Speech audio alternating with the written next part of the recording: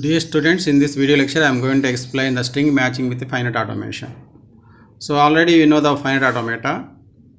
Many string matching algorithms built in a finite automation that scan the test string T for all occurrences of the pattern P. To develop a method for building such automation, what we have to do? We begin with the definition of the finite automation. What is the definition?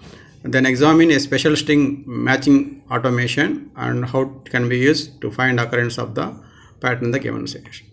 So far we have seen the various algorithms for the string matching. So next concept is the finite automata. Using finite automata, we can also find a match for the pattern in the given test using the machine, Turing machine, what you call automation, finite automata. So first you know the definition of finite automata. So finite automata is a 5-tuple form. Q naught, already you know this one. 5-tuple form of finite automata, M equal to Q naught, F, sigma and transition function. Here Q is a set of states. A finite automata is nothing but a set of collection of states, and Q naught is initial state that belongs to the Q.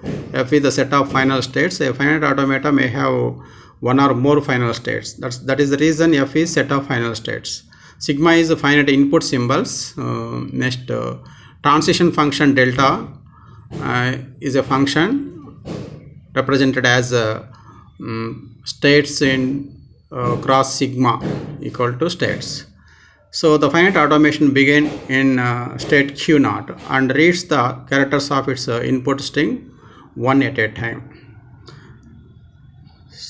So to find the matching of the pattern in the given test, the finite automata start beginning at the state Q naught.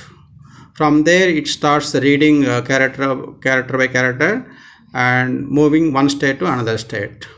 Now we have the transition function. Using transition function, moving is performed from one state to another state. Now the automation is at a state Q and reads the input character A. It moves another state, that is make a transition from Q naught to another state. So whenever it current state Q is member of F, the machine M is said to be have accepted the string and read so far. That means when we are matching the characters in the pattern one by one through states, after all the characters have been processed and your reaching state is the final state. F means final state. Then we say that your pattern is accepted. Your machine say that finite automata machine M said that your pattern is accepted. That is, your pattern is matched in the given string or text. Sometimes after all the characters in the pattern have been processed, you are in some state. That state may not be the final state. At that time your pattern is rejected. That machine is rejected that particular pattern. That means your pattern is not available in the given text. So this is the way we have to find out the given string is our pattern is available in the text or not through the automata machine. So I will give an algorithm so that you can clearly understand. So in this pattern matching algorithm using automation, string matching using finite automation, T is given text and transition function is there.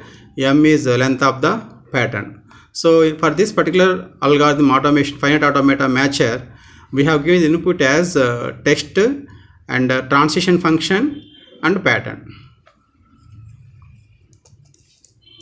So this is the actual algorithm for finite automata string matching. First we find the length of the your T text and Q is the initial state, and we have to process all the characters one by one in the text, and for that input text we use the transition function Q on Ti. And after processing all the characters, if you see that if your Q is M, That means number of characters in the pattern M is equal to Q, transition function. That means your transition function reaches the final state after processing M characters in the text. Then we say that the pattern occurs in the text at shift I minus M. This is the algorithm for finite automata string matching process. So with this the total syllabus of 4th unit is over, and I will explain some of the questions what we have to study in the 4th unit. So in 4th unit we need to study the 3 algorithms is sufficient. One is Navi algorithm, RK algorithm, and KMP algorithm. 3 algorithms we need to learn so that we can in the examination he may ask either write an algorithm for Navi string matching, or he may ask. So these are the long answer questions you can expect in this particular unit. So one is write an algorithm for Navi string matching, second one is write an algorithm for a Rabin-Karp RK algorithm, write an algorithm for KMP string matching. Apart from that, in KMP algorithm sometimes he will ask find the phi table for the given pattern in the algorithm. KMP algorithm we will expect one more question, creation of phi table. And in RK algorithm we can expect that one more question instead of algorithm.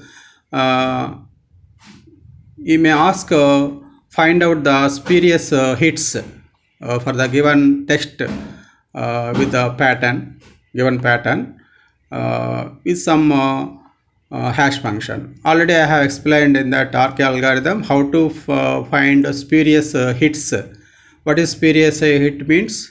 Pattern is matched with the character, hash code of pattern is matched with the text window hash code, and individual characters are not matched. That is called spurious hit.